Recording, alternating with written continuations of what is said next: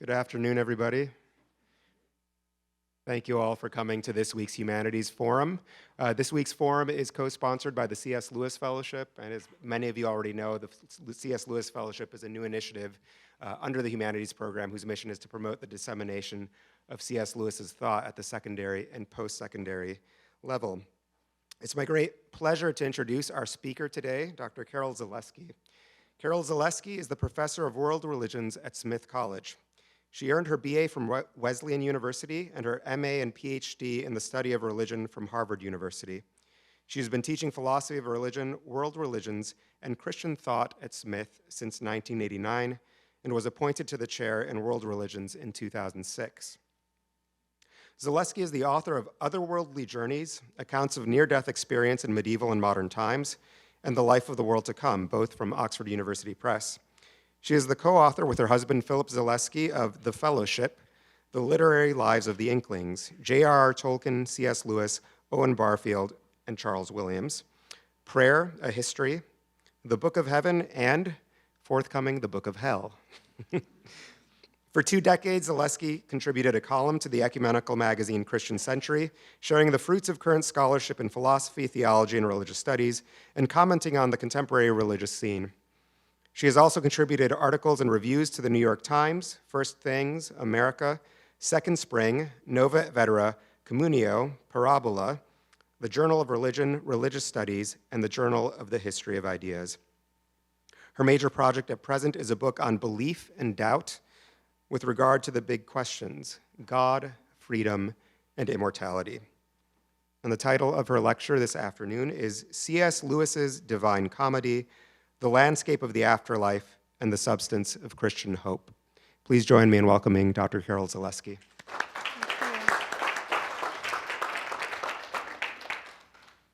Great, thank you.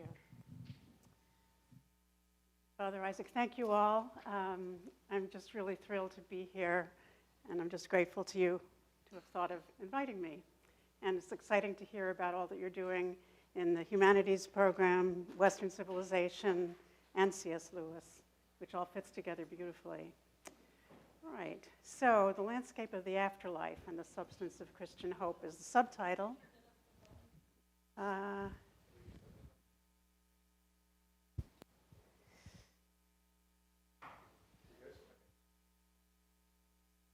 Yeah, how's that? Is that better? Is that good? All right. Okay, so this is about life after death. Now that's a very counterintuitive idea when you look at it squarely. I mean, it's pretty obvious that the dead stay dead.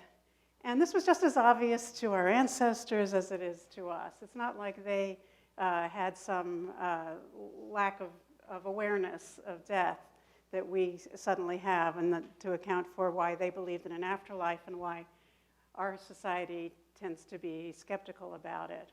The other thing is that the history of experiments to prove the existence of life after death is tainted by fraud and credulity. And philosophical arguments for immortality haven't fared much better. There aren't any really knockdown arguments. There's some suggestive lines of reasoning. The thing is that even if it can be demonstrated that we have immaterial souls, we remain contingent beings. Our non-existence remains always conceivable. My grandmother had a best friend who was a Soviet-era atheist, communist literary critic, and she had a lifelong fixation on finding evidence for human survival of bodily death. And she lived into her 90s, and her journal, which is now in the New York Public Library, it's 88 volumes, well, small volumes, but testify not only to her affair with Theodore Dreiser, that's another subject, but to her desperate hunger for proof of immortality in the absence of a religious worldview. And she, to me, has always been a kind of example of what happens when you become fixated on proof of life after death, and you don't have the support of a total picture of the universe in which life after death would be plausible and also wouldn't be the only thing you're interested in, where you have this whole sort of, in a fully realized religion, you have a whole lattice work of doctrines, of commitments, of practices and symbols, not just isolated philosophical arguments or contested empirical findings. And that's where C.S. Lewis comes in, because what he has to say about the afterlife doesn't depend on empirical evidence, and it doesn't depend upon isolated philosophical arguments. He has arguments, but I want to say that really his case for an afterlife rests upon the support of his total religious worldview. In fact, when he first began to believe in God and became a Christian, he had no belief in a future life at first. When he discovered as a Christian that the promise of a future life belongs to the whole tapestry of the gospel, he became one of its sanest and most inventive modern exponents. But he never totally abandoned a certain restraint with regard to speculating about the afterlife. And I think this restraint contributed not just to his sanity and soundness, but also to his imaginative freedom and creativity on these questions. Just to say quickly a few ways in which he worked on these things as a philosopher, where I also see this kind of restraint. He reasserted the claims of common sense moral reasoning. That is the kind of reasoning that's already at work in the young child who says, that's not fair, when someone steals her truck in the playground. Similarly, with regard to belief in a future life, he defended our basic intuitions against a reductionistic naturalism, or you might say scientism, which preemptively rules them out. By arguing that reason itself is evidence that there is something beyond what naturalism considers to be what Lewis called the whole show. He also turned the wishful thinking explanation of belief in a blessed afterlife on its head. You're aware of that, I'm sure. I mean, Freud and others tell us that we're basically hardwired. We can't help believing in an afterlife because at bottom we can't believe in our own death. And when it comes to the death of others, we're conflicted. The other person is kind of part me and part stranger. I don't know what to make of that, so I have to come up with some conception of an afterlife, and it's all wishful thinking. But Lewis took this wishful thinking argument and he turned it on its head by saying that our innate, hardwired yearning for a joy that nothing in this world can supply is a sign that we were made for a blessedness beyond this world. So here there's two arguments, a so-called argument from reason and a so-called argument from desire, and neither of these arguments is unassailable. They have been criticized. They do have their weak spots, but a lot of their power, which they continue to have despite the weak spots, comes from the way Lewis embeds them in very rich accounts with analogies and imaginative, as he put, supposals, which disarm our intellectual and scientific prejudices. These prejudices that block us from being open to possibilities and which make the idea of a future life hard to picture and hard to believe. Just a few quick relevant points about Lewis's life. Clive Staples Lewis, poor guy called Clive. A lot of Lewis fans out there. I haven't met anyone who's naming their kid Clive. He was known to his friends as Jack. He was born in 1898 to a Protestant family in Belfast. He lost his mother when he was young, and he survived an insane schoolmaster only to come of age in a global war, the First World War. Like Tolkien, he saw action in the disastrous Battle of the Somme. He was badly wounded, carried shrapnel in his body for decades, and inherited the burden of living with and caring for a fallen friend's emotionally challenging mother for the rest of her life. Like Tolkien, Lewis found it natural to think that our world is under siege. This is just kind of a basic take on reality that they shared, and that a lot of it was the result of having gone through the First World War, but not just that.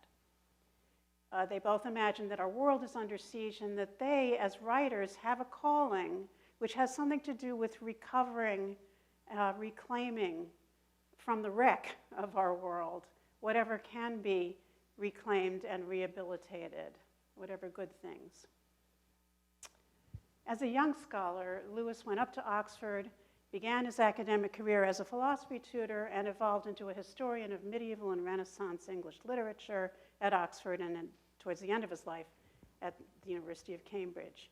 He was also notably a literary critic and controversialist, a moral satirist. I sometimes think satirist is the first thing to call him. Novelist, fantasist, vigorous walker, nude swimmer, lover of beer, beef, and tobacco, an inveterate bachelor who woke up one day to find himself a family man, and a former atheist who became, during wartime, Second World War, radio broadcast, the public voice of Christian hope. The young Lewis was a romantic in the typical senses of the word.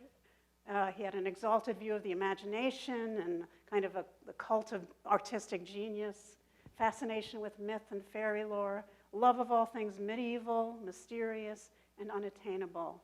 His great ambition was to be a poet, and his poetry was full of the sort of Promethean romantic spirit, more like Shelley than like Coleridge or Wordsworth. He wrote a tragic drama called Loki Bound, in which the title character who speaks for Lewis kind of shakes his hand at the god Odin, the creator god, saying, "Why should creatures have the burden of existence forced on them without their consent?" It's like people who sue for wrongful birth. I've heard of that. Oh, gosh, it's sad. During his atheist period, Lewis loved the gods as long as they were Norse gods and kept at a safe distance. He loved Milton's Paradise Lost for its fantastic elements, even when he hated Milton's God.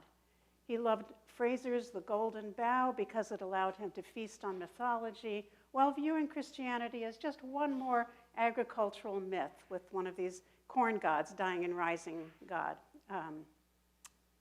He drifted towards William Butler Yeats and his Celtic mysteries, and he was introduced by a school matron to magic, to the occult side of Romanticism.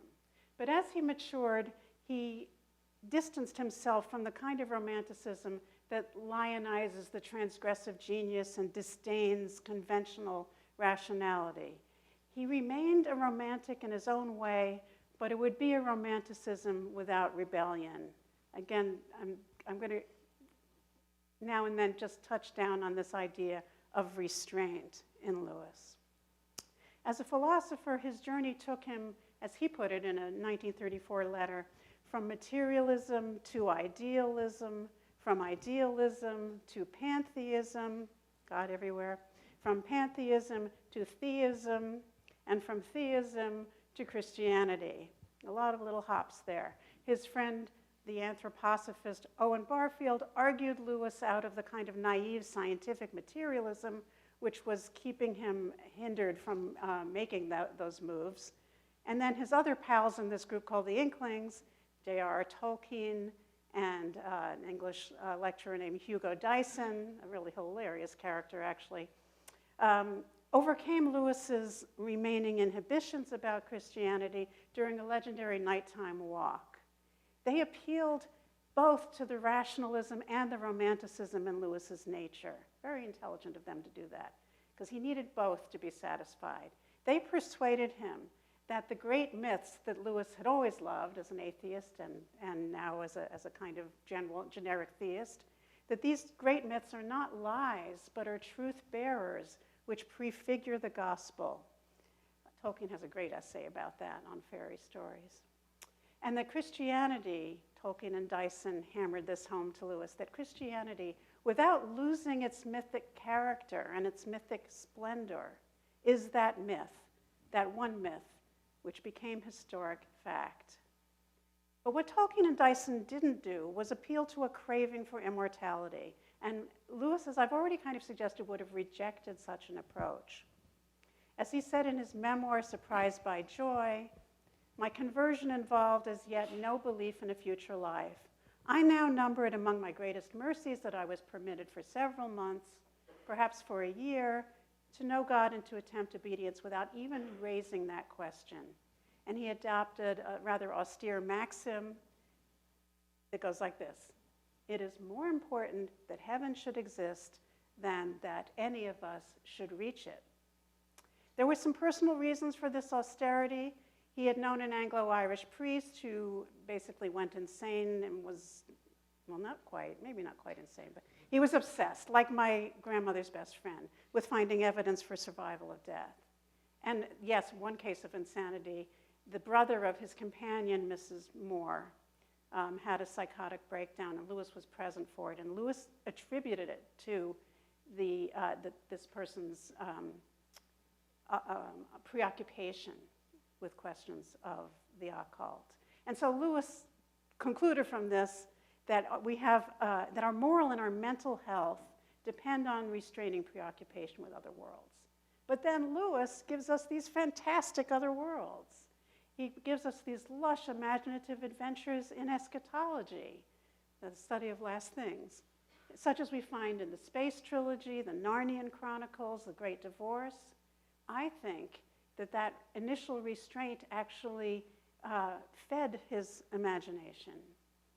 But mainly it was because he was working within the great tradition of Christianity in its fully realized form, its orthodox form. And that gave him resources that he wouldn't have been able to dream up on his own if he just set out to kind of construct an imaginary world in which people live after death, or there's intelligent beings on other worlds and all of that. So he's part of a great tradition, and the great tradition supports him and frees him. It even carried him through that terrible dark night brought on by his wife's death, when for a time, as he tells us in A Grief Observed, he could neither believe nor practice it. So what I want to do now is follow Lewis as he treats the major elements in Christian hope, particularly concerning the afterlife, the world to come.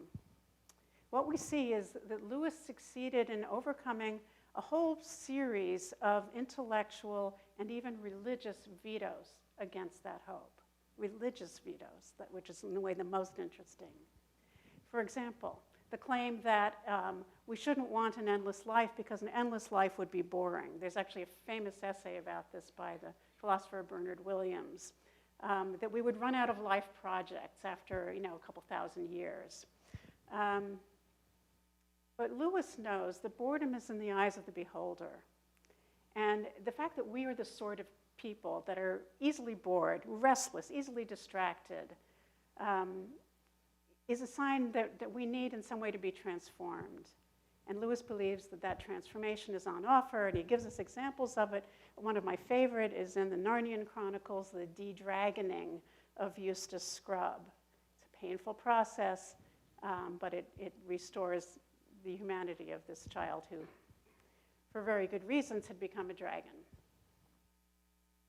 So there's a de-dragoning on offer by which we can be made the sort of beings who would not be bored, who would be incapable of boredom when we're in the presence of divine glory and the glory of other souls. And Lewis even suggested that a kind of purgatory, we can call it a de-infernalized version of purgatory, is what will complete what is lacking from our de-dragoning in this life. And this life gives us lots of opportunities to have the scales rubbed off and become human, but if there may be more of that needs to happen. That's what purgatory is for. The other religious veto, or at least moral veto, against belief in an afterlife that Lewis counters, is the idea that it's a narcissistic wish to want to go on living for yourself. But what Lewis does, again, turning things on their head, he says that he convinces us in so many of his works that the price of admission to a blessed afterlife is actually death. You don't get there without dying. And that doesn't just mean bodily death, but death to self, death to our self-regard, to our self-pity, to our self-projects. He liked to quote, I hope I'm remembering the words correctly, the maxim of the wonderful Scottish theologian and fantasist George MacDonald, I am my own as the first principle of hell. So the narcissistic approach to an afterlife is actually tending towards hell. And finally, against the claim that it's just too hard for moderns to picture a blessed afterlife. You know, the biblical theologian Rudolf Bultmann had a famous saying about that. People that can turn on electric lights can't believe any of that stuff in the New Testament, that's, you know, miraculous things that happen. It's just not, you know, this is what Lewis learned from his friend Barfield to call chronological snobbery. It's always been hard to picture the afterlife. So in many ways, it's unpicturable.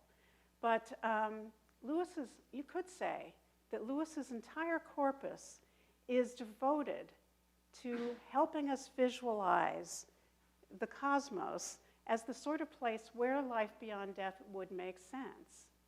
So these are the sort of things I want to explore in what follows. To start with, and I wouldn't be surprised if Michael Ward spoke about this in his talk. I'm not sure what the exact content was, but I have a hunch. But I'll touch on this anyway. In his teenage years, Lewis had soaked up some popular science writing which portrayed the universe as a cold, vast wasteland. Now, nowadays, we don't maybe have exactly that problem, but because we get these gorgeous space telescope photos of the universe, and they inspire awe. But they don't lead anywhere, really. I think Lewis's predicament that he had when he was young is still ours. He found an antidote to this sense of the universe as this vast wasteland by studying medieval literature.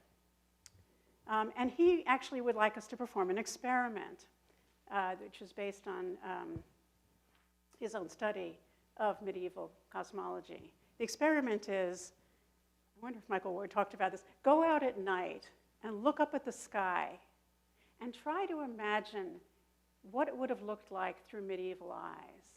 I mean, one of the best things you can do if you're trying to get out from a kind of narrow, pinched worldview that you feel stuck in is to try to look at the world through the eyes of other people. Not just study them, but study what the world looks like through their eyes. Okay, so you're going to go out at night and look up at the sky. And what you're going to see is a vast universe. The medieval universe, despite Richard Dawkins saying that it was pokey, wasn't pokey, it was huge, it was vast. It was just as awe-inspiring as what we see through space telescopes. But it had an intelligible structure. It told a story, a human story. It looked like a building, like a great cathedral, rather than a trackless expanse. And that sight is both exalting and humbling. So Lewis thought there had to be a way, without rejecting modern science, to recover. This is this work of recovery that he and Tolkien were both involved in, to recover what was essential to the medieval model.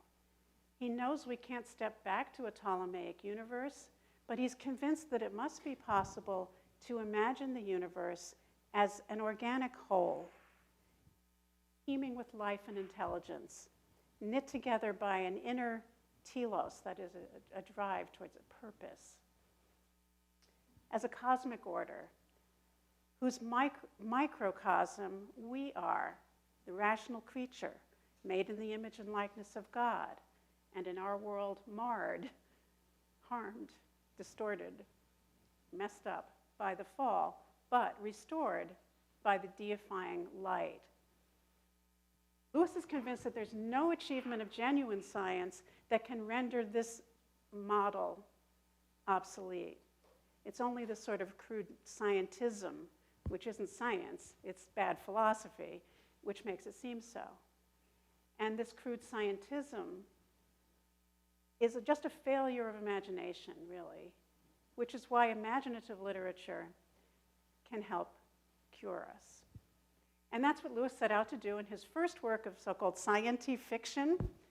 He took as his model H.G. Wells's anti-imperialist novel, First Men on the Moon, to write Out of the Silent Planet on a kind of dare with Tolkien. Tolkien actually didn't fulfill his end of the bargain, but Lewis did. And it was the first of what would become the space trilogy. In the Out of the Silent Planet, outer space becomes deep heaven, a realm saturated with being. with the planetary spheres as more like just depressions in that light. And every planet is in the custody of a god, a tutelary spirit, called an oyarsa, which is a play on the Greek word ousiarch, first being. Our myths know them as the gods, Mars, Venus, Mercury, the personifications of their own planets. Our own world, which is the silent planet, has been deformed and blockaded, however, because our oyarsa is the rebel, the fallen oyarsa.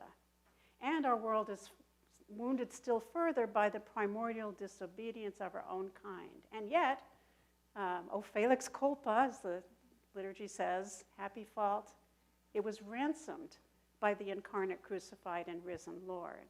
So we have a world under siege, a fallen world, but not a forsaken world. Well, according to the space trilogy, in the Out of the Silent Planet, it turns out that our ruling demon has designs on other worlds and other races than our own.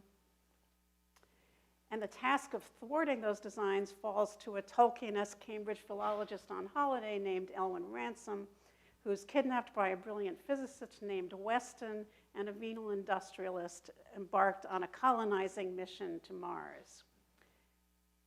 So the lead character, Ransom's first experience of space travel immerses us in Lewis's medieval model. He feels this starlight stabbing into, there's a very kind of a very sensuous language here. Like the story of, rather actually a rape by Zeus story, but anyway, he said it made it impossible to disbelieve in the old astrology. He felt sweet influence pouring into his surrendered body.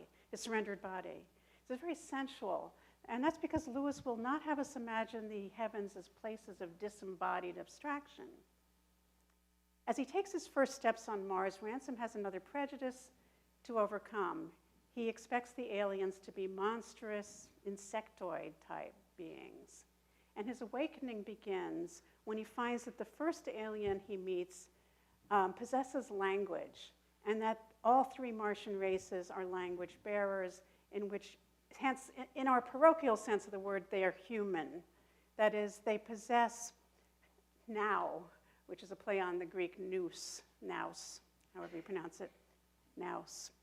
They're intelligent beings who have a spiritual soul, which is the seat of rationality and love, that soul which ascends to its maker upon its bodily death. That's basically the message of Out of the Silent Planet. We should be able to recognize ourselves in these beings who are of a different species, and therefore recognize our humanity and its possibility when we look back at our own. Lewis wrote the sequel, Perelandra, while he was he was in the middle of a critical debate about Milton's Paradise Lost, a great epic of sin and salvation. And the question that the critics were debating was whether Milton had made it plausible, had made the fall of man plausible. Because here's the problem. You have a perfectly innocent being. How is it possible for anyone to ruin such a perfectly innocent being? How could the temptation really take effect? So to test this question, Lewis recast the story and set it on Venus, which would be a young planet at the Adam and Eve stage, give us a perfectly innocent Eve, whose own virtues provide the entry point for the flattering wiles and half-truths of a demonically possessed Weston. And Ransom discovers that his job is a fight to the death with Weston, now called the Unman, the former brilliant physicist who started out as an idealist. So while he's struggling in a death grip with Weston, he has a realization, which is another Lewis maxim. Basically, this is Lewis's story about where we're headed in terms of the future life. It goes like this. As there is one face above all worlds, merely to see which is irrevocable joy, so at the bottom of all worlds, that face is waiting, whose sight alone is the misery from which none who beholds it can recover. And though there seemed to be, and indeed were 1,000 roads by which a man could walk through the world, there was not a single one which did not lead sooner or later either to the beatific or the miserific vision. One way or the other, we're going to be gods or we're going to be unman. And each of the Space Trilogy novels maps this road to the beatific or miserific vision.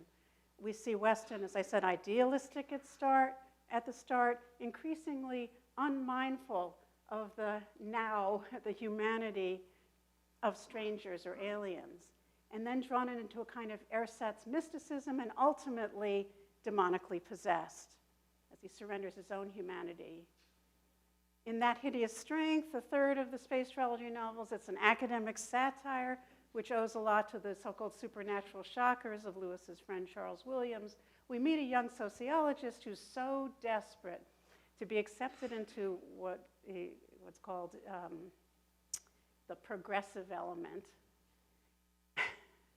that he allows himself to be recruited for a satanic social engineering project from which he's liberated only by the intervention of ransom secret Arthurian fellowship. And then there's this extravagant ending where you get an in-person visitation from the Oyarsas, the planetary gods, Mercury, Venus, Mars, Saturn, and Jupiter. They all come down here to the silent planet, which is telling us that the siege of our fallen world is coming to an end. So it's an extravagant fantasy. So you're thinking, what? This is the guy you said had restraint? But the thing is, even with this sort of over-the-top apocalyptic ending, where Merlin is involved and he causes all the bad guys, basically, to lose language and it turns into babble, and it's hilarious and is really over the top. But that's not, it doesn't inflame our speculative curiosity. It wouldn't have helped my grandmother's best friend cook up ideas about an afterlife. In fact, what one remembers from all of this isn't so much the visionary fireworks as the psychology of damnation. Lewis is just a genius at this, depicting the slow, almost imperceptible steps, the small compromises, the alternating bouts of self-aggrandizement and self-pity which lead to the miserific vision. That some human beings will end in the miserific vision is an idea that Lewis says he finds intolerable, but he's not willing to reject. He's pretty insistent on this point. There's a whole chapter on hell in his first book of Christian apologetics after his conversion, a book called The Problem of Pain, in which he says, I would pay any price to be able to say truthfully, all will be saved. But my reason retorts, without their will or with it? If I say without their will, I at once perceive a contradiction. How can the supreme voluntary act of self-surrender be involuntary? If I say with their will, my reason replies, how if they will not give in? In other words, he's saying it has to be possible, given freedom, it has to be possible for anyone to reject every offer of salvation.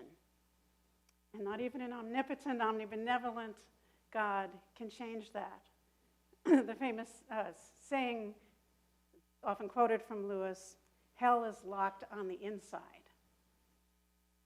So, well, a lot of Lewis fans part company with him on this point. And the arguments pro and con universal salvation can actually get kind of tiresome, especially when they lead to mutual anathemas on Twitter.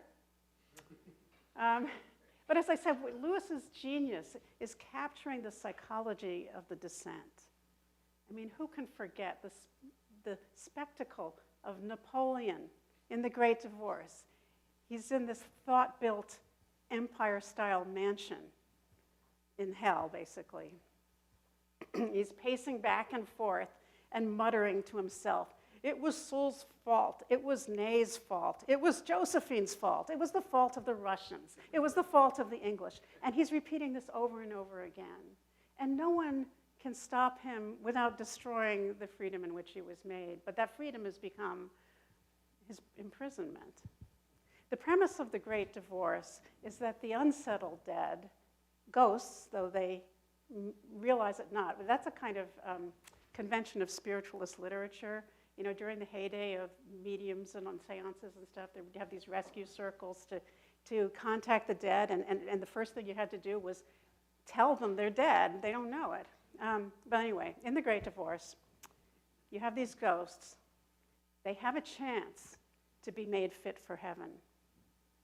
And there's this resplendent bus that transports them from this gray town to which they've been assigned at death to this verdant land, a land which is so lush, so real that the grass cuts their feet because they're not solid. And there they are met by bright spirits who had known them in life and who offer them one last chance to let go of their obsessive self-projects and to surrender to joy. And so you have this self-important bishop who says, of course, I should require some assurances. I should want a guarantee that you are taking me to a place where I shall find a wider sphere of usefulness. But there are no such guarantees. One must be remade, and that is painful, that de-dragoning. And almost everyone, not everyone, fortunately, but almost everyone holds fast to their sins and declines this offer of remediation and refuses this promised joy and say, it's facile, it's all too easy, or it's an insult to my dignity, and they return to the gray town to be consumed by their resentments. In fact, we were talking earlier today about the four loves, and this is relevant. The easiest sin to cure, Lewis says, is lust. That's much less problematic than envy or pride, much more capable of submitting to that death and resurrection that all our natural loves have to undergo. So then he hears the voice of George MacDonald, the beloved Scottish theologian. And in life, and in fact in the way he's read today, MacDonald had been a universalist who says, every soul that is ultimately lost is a defeat of the love of God. But the fictional MacDonald is a little modified, let's say, by Lewis, the author, who's in control here. It's a fictional MacDonald and a fictional Lewis. And MacDonald becomes the Virgil to Lewis, as in the Divine Comedy. Lewis becomes a rather hapless Dante, I guess. He echoes this maxim of restraint. He'll say this much: to those who elect to remain in the verdant land, that gray town will have been purgatory. But to those who are bent on returning to the gray town, it will have been hell even from the beginning.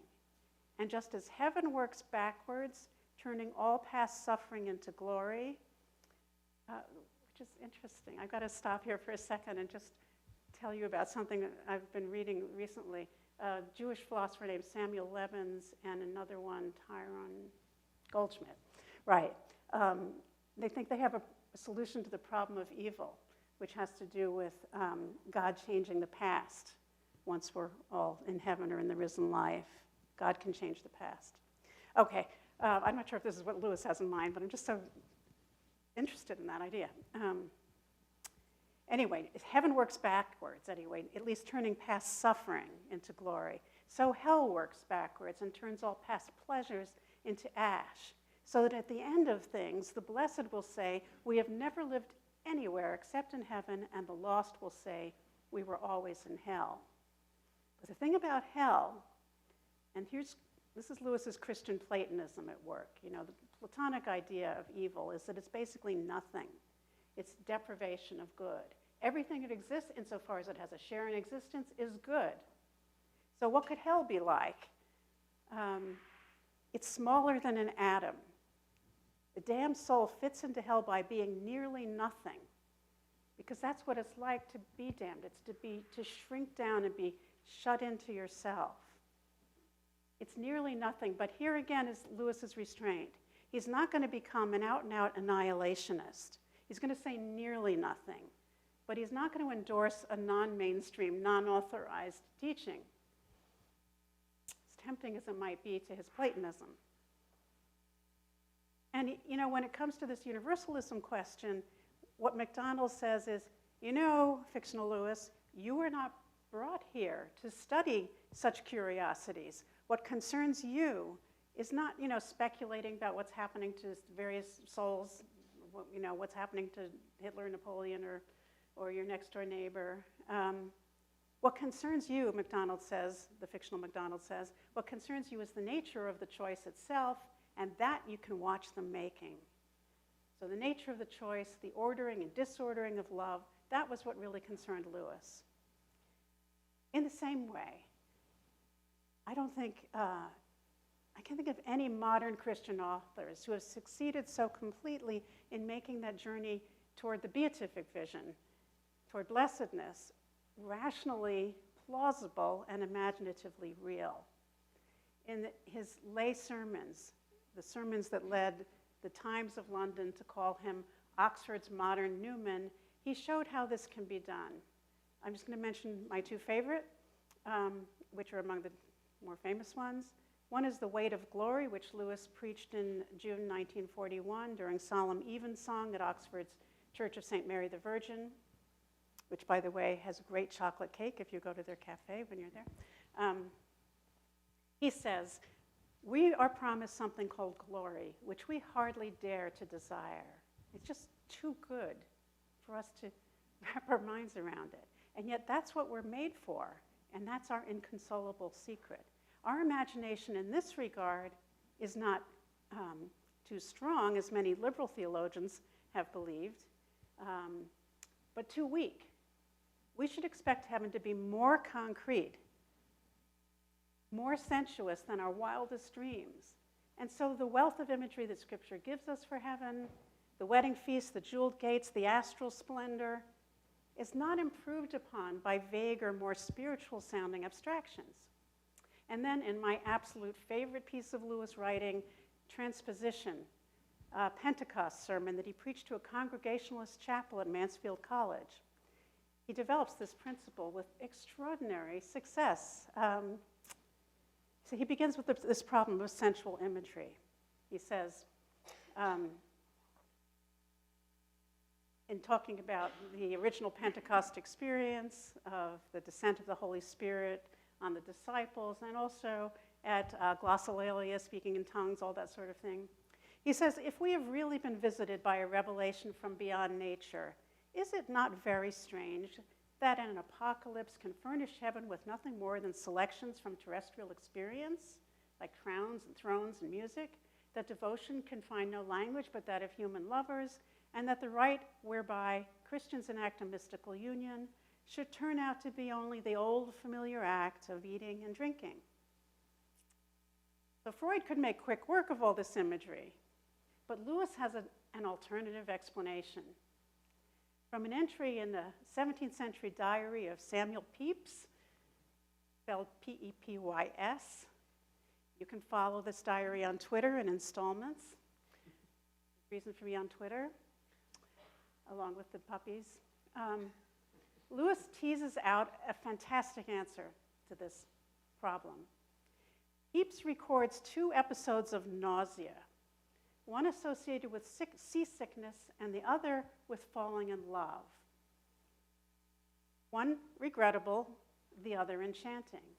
And Lewis says, look, it seems that we have a limited repertoire of sensations with which to register an almost unlimited range of affective states.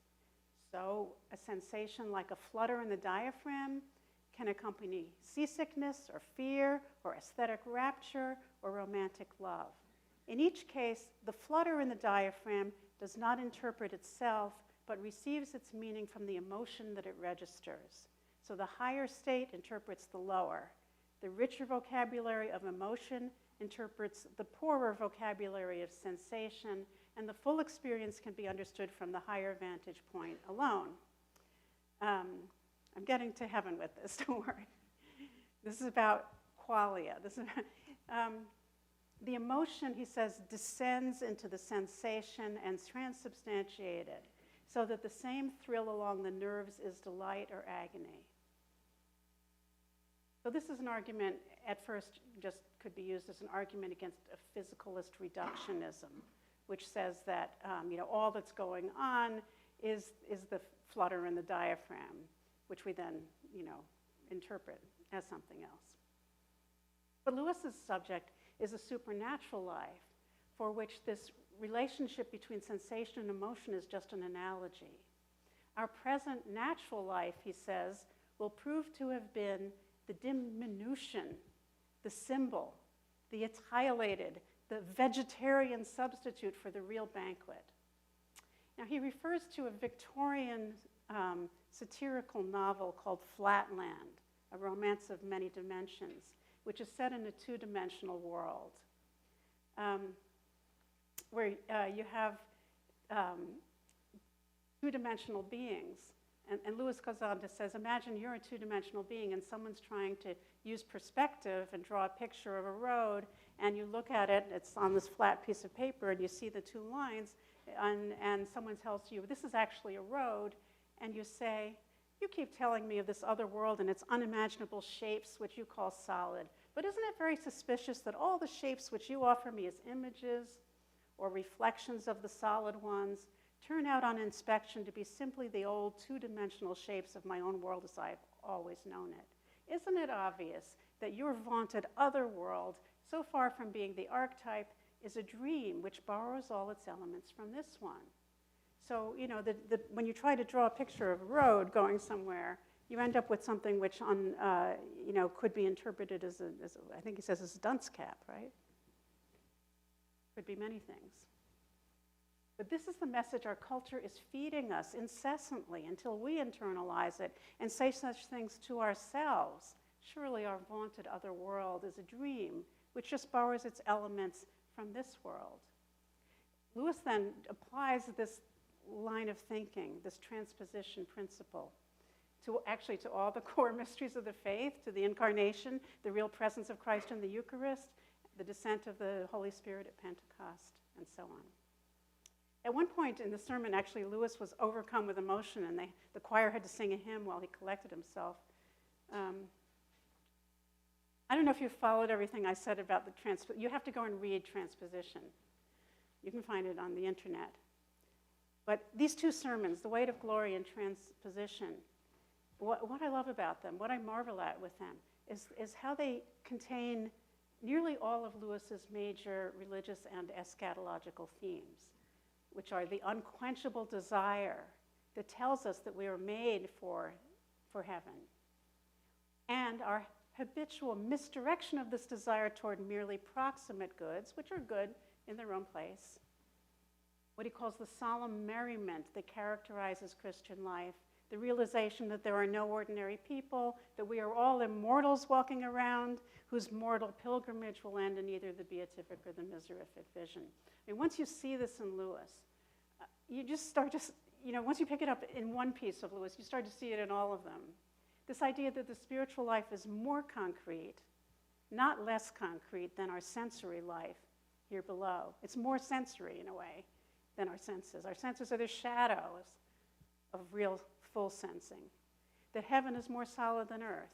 That the life of the world to come will be a robust and full life of which our present life is a vegetarian substitute. We're living on tofu here below. We will have the real meat in heaven. And once you see this theme in Lewis, you can kind of connect the Lewis who loved the nude bathing and the beef and beer with the Lewis of mere Christianity. Is a total picture of the cosmos. So within which he's taking on these sometimes controversial questions and advancing our conversation, but without trying to innovate too much. So on hell, he steers close to the mainstream Orthodox and scriptural position. There's just a slight tinge of Balthasar-like hope, if only in the insistence on reining in our curiosity. It's not really our business what's going to happen to others. We've got to work on our journey towards the beatific or miserific vision. On the bodily resurrection, Lewis is magnificent. So if you read Paralandra, there's this great encounter where Ransom, having just come back from Venus, is trying to explain to a skeptical friend, McPhee, and to his dull-witted friend, the fictional Lewis, about what he experienced there and about how it relates to the doctrine of the resurrection of the body. And so McPhee says, so you think I can't do the Scottish accent, but so you think you're going to have guts and palate forever in a world where there will be no eating and genital organs in a world without copulation? Man, you'll have a grand time of it. And then Ransom bursts out and says, oh, don't you see, you ass? There's a difference between a trans-sensuous life and a non-sensuous life. He says that the functions and appetites of the body won't atrophy. They'll be engulfed. They'll be raised up along the lines that he discusses, that he explains most clearly, I think, in Transposition. Another point, as I said, Lewis is a Christian Platonist. You know, in the last battle, Diggory Kirk says, it's all in Plato, all in Plato. Bless me, what do they teach them in these schools? In this school, you do teach Plato, okay? The thing is, some people think that that we have to choose between two competing rival paradigms about the human destiny after death.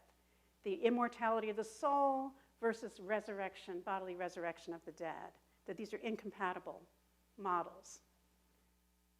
That idea was being pushed very hard in Lewis's day and continued, and maybe it's fizzling out a bit, but I think it's still with us. The thing is, he remains solidly within his tradition. He's a firm believer in this two-stage eschatology where you have an intermediate period of a discarnate soul, and then you have a bodily resurrection, not a resurrection in death, but a resurrection with the second coming, who knows when, at the end of time. The thing is, what helped him here was his literary erudition. He was too well read in classical and medieval secular and religious literature, in Anglican liturgy to some extent. He wasn't great on hymns, but in the Bible itself, to buy into this very facile polarization. In this respect, and in many others, he agrees very strongly with current Catholic positions, such as are presented in the 1979 letter on eschatology, which affirms at once the survival of the soul after death and the resurrection of the whole person, and rejects language which would make meaningless or unintelligible what we do with the dead, and prayer for the dead, and all of that. Now, with purgatory, it's really interesting. I would say, this sounds very Catholic, right? Lewis saying our souls need purgatory, as he says in Letters to Malcolm. But it really wasn't. This is perfect Anglicanism in Lewis. The thing is that the Tudor Church had condemned the doctrine of purgatory in the 39 Articles of Religion as a fond thing, vainly invented, and grounded upon no warranty of Scripture, but rather repugnant to the Word of God. But purgatory, or at least its analogs, went underground in a way and survived in the English literary imagination, in John Donne, in Pilgrim's Progress, in Coleridge's Rime of the Ancient Mariner, and of course in Newman's Dream of Gerontius, the great purgatory poem, and also in T.S. Eliot's Ash Wednesday, 4 quartets. Something like purgatory couldn't be abolished in the English imagination. It was just too beautiful and too inescapable, I guess. In 1947, Lewis received a fan letter from an Italian Catholic priest who was actually later canonized, Giovanni Calabria. They corresponded in Latin. It's the only language they had in common. And there Lewis talks to Calabria about how they should pray for one another, and not even, because I think he thought Calabria had died and then found out he hadn't. He said, not even the river of death should stop us from praying for one another. Well, that used to be controversial, because prayer for the dead suggests that they're in a position to benefit from your prayer.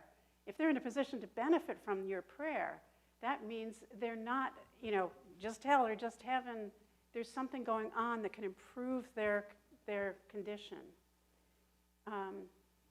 Lewis likes that idea. He doesn't like other Romish elaborations of it in some ways, or practices associated with it, but he thinks this is really a really important idea.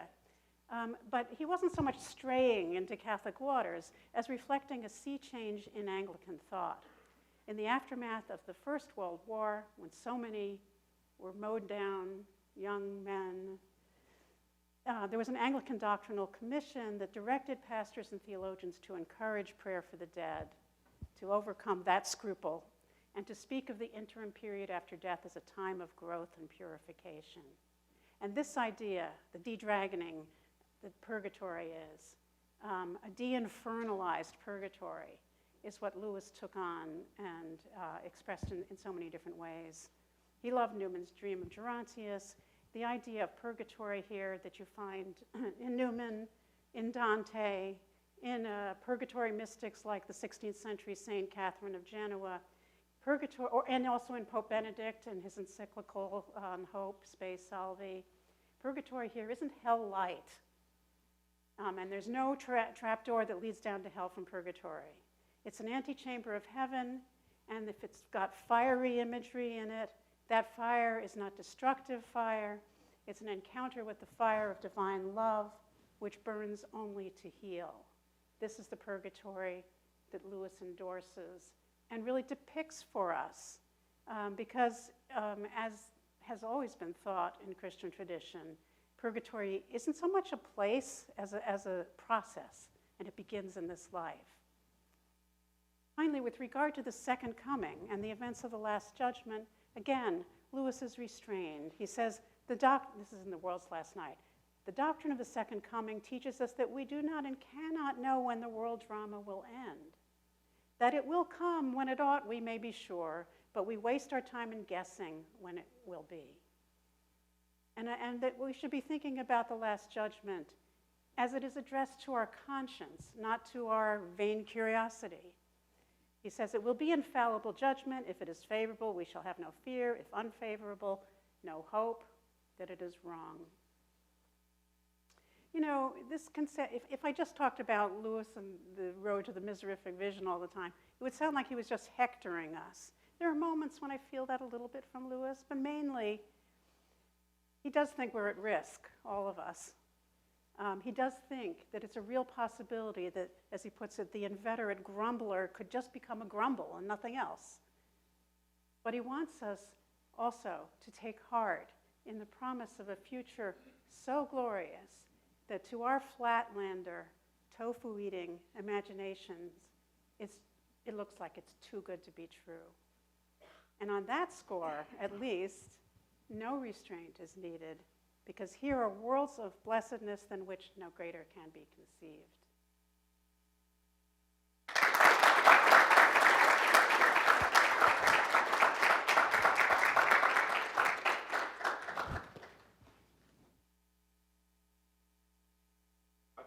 We have about, thank you so much again. We have about 15 or 20 minutes for questions, and it is the custom of the Humanities Forum to have a student ask the first question. So do we have a student question out there?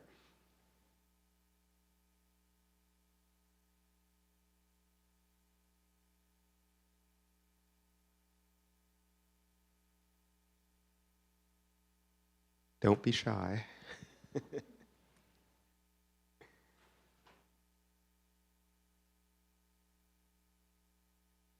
The thing they teach you as a teacher is to tolerate that silence when you first ask for a question, because people need to, process things. And you're processing heaven, hell, and purgatory a lot. Yeah, it is. Thank you. I had a class, so I came in a little late. I don't know if you talked about this before, and I don't know if if this is a common knowledge, but is MacDonald that you were talking about someone who was actually alive like Virgil, or was he a fictional character in Lewis's book? He's fictional in Lewis, but he's a real person who was a great influence on Lewis and who wrote fairy tales and kind of Scottish regional fiction, and got in a little trouble with his congregation for teaching what looked very much like a doctrine of universal salvation, and basically had to give up and devote himself and his wonderful, huge family to writing spiritual works and works of fiction, fantasy. He was a huge influence on C.S. Lewis.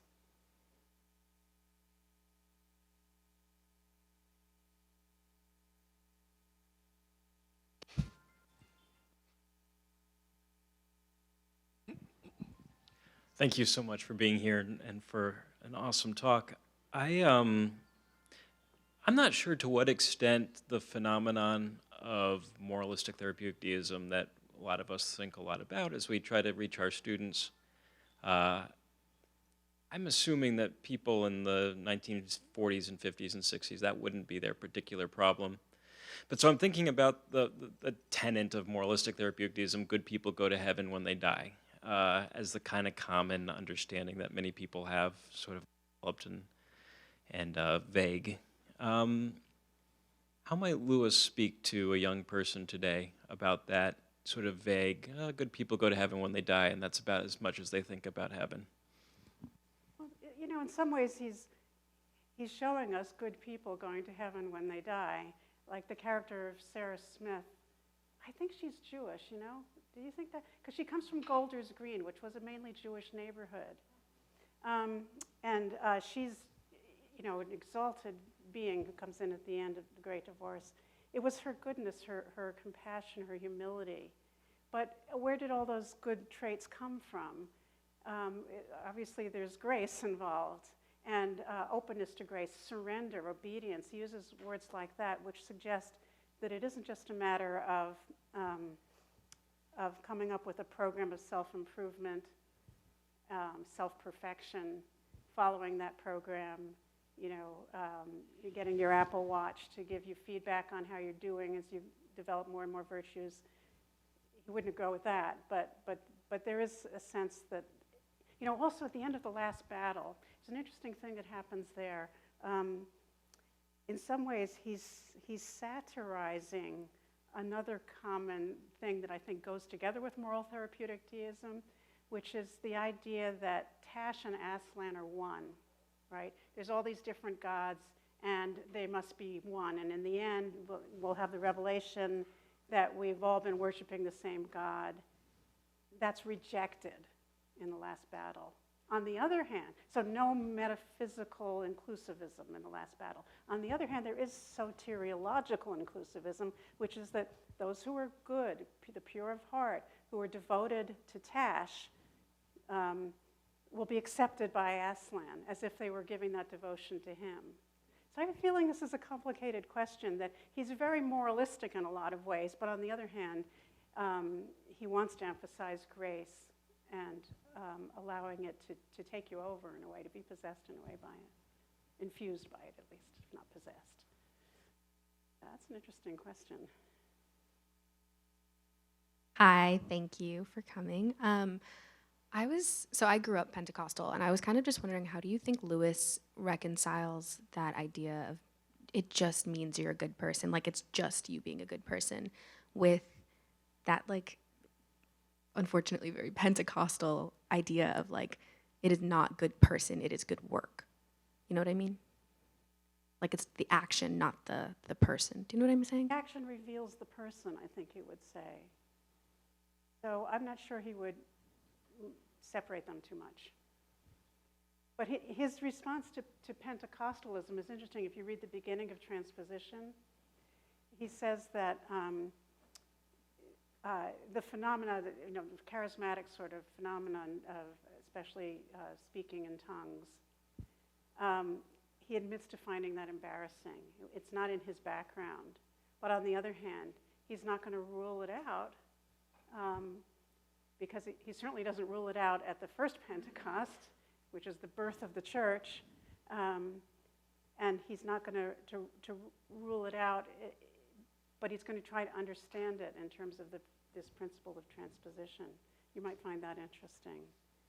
But I don't think he would separate the person from the acts that the person performs, if I'm understanding correctly what you're asking.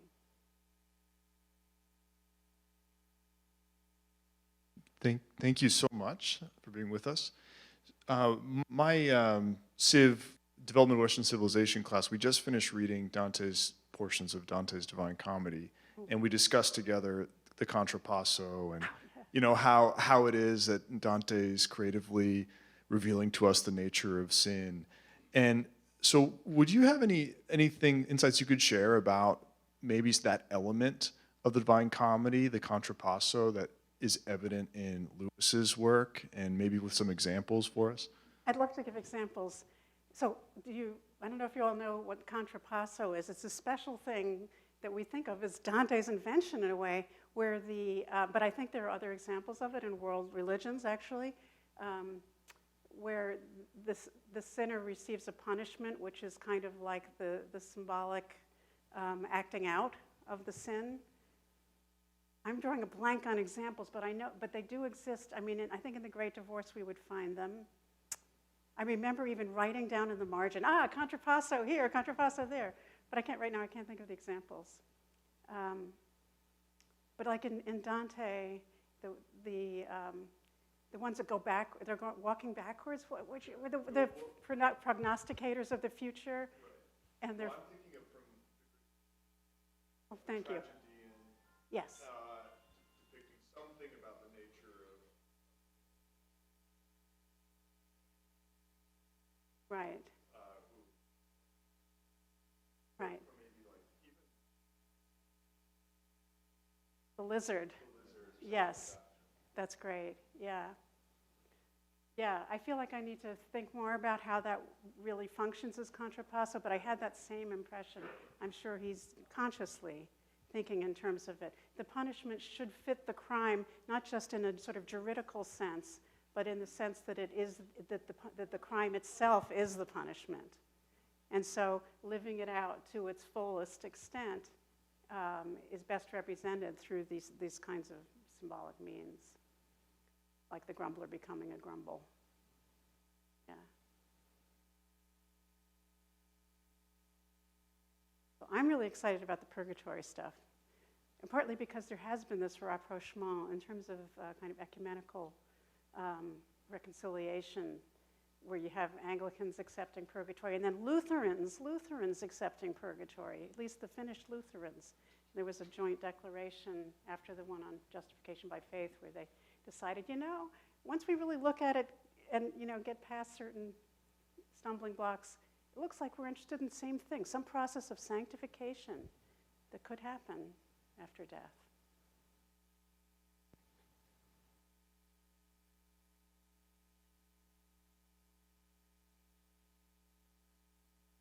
Hi, thank you. Whoa, this is a little loud. Thank you for being here. I'm wondering what Lewis would make of the natural tendency of man. Does he think that man is, inclined to do evil at first, or does he think that man is naturally good? And what does he say? Are we corrupted by our own desire, or are we corrupted by each other, or what does he make of that? Thank you for being here. Well, yes, he thinks that we are corrupted that we're damaged goods in a way, but that we also have within us, we're not totally damaged, we're not totally ruined. Our reason still functions. I mean, there have been some Christians who have thought that the damage of the fall was so great that our reason cannot be used as any sort of aid to comprehending God or doing kind of moral reasoning, so he thinks that we're damaged but not wholly destroyed by the fall. And that desire, as you mentioned, is really the sort of motive force, that our desires make us who we are. And our desires are, to lesser or greater extent, disordered, but capable of repair. And that work of repair, of course, is the atonement, and then the experiencing of the fruits of that atonement. It's just that it's still somewhat of a work in progress. Hi, thank you. I wanted to ask you about taste, because early in your lecture you had a phrase about Lewis's taste for things as you described it, and I'm trying to put together taste with imagination and desire. And so I'd just love to hear anything you have to say about sensibility or taste, and if that's too vague, I would ask you as from your teaching, what kinds of tastes or sensibilities and affinities that your students have that you try to latch on to, right?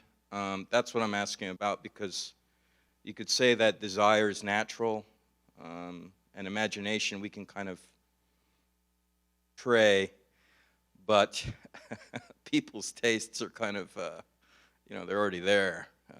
So what do you do, and what do you speak to? I'd be interested in that. Thanks. Yeah, I mean, I think sometimes in terms of teaching, I could maybe think about it. Sometimes what seems to work, and at least in a classroom setting for me, is asking people what they think about their tastes and the fact that they don't all have the same taste.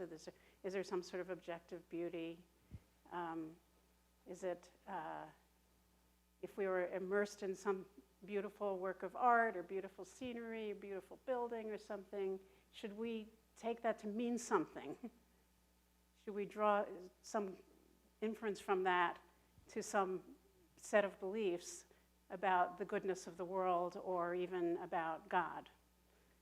So I think where I teach, I can't assume anything in terms of what people's beliefs are, and also, of course, the variety of literary aesthetic taste is all over the place. So I think the only way that has worked for me is to start by just exploring that. I think Lewis also warns against making too much of a fetish of taste, and especially, in a way, weaponizing that so that you're trying to use the tools of the craft of art or of criticism of art or of literature to just be didactic. That's the discussion in Abolition of Man. Right. If I could ask the last question, and it comes from Tim Flanagan. He told me I could blame him. He was wondering, did Lewis have any influence on you embracing Christianity, or did you discover him afterwards? And if you wouldn't mind talking about that, that would be I great. wouldn't mind talking. I come from a totally secular background. The first Christians I ever met were Catholic workers, actually, because my high school teacher said, hey, I grew up in New York, there's this Catholic worker house, why don't you do a report on them? So I went and did a report on them, and I even, for show and tell, I brought one of them to class. And I was pretty impressed. But when I read Lewis, which was much later, I think in college, the main impact it had was, oh, that's what I always thought, that feeling. But I had read Augustine before I read Lewis. And I'd read Plato before I read Lewis. And it's all in Plato. Yeah. Before that, I read the pre-Socratics. I think that sense of imagination, of being able to put yourself in the universe as depicted by any one of these thinkers, is tremendously freeing. And then once you've freed yourself from the way we've pictured our universe right now, you can come back into our universe and discover that that it's open to these other possibilities. So Lewis wasn't so much of an influence as a confirmation for me. All right, before we thank Dr. Zaleski one more time, the conversation doesn't have to end here. We do have a reception.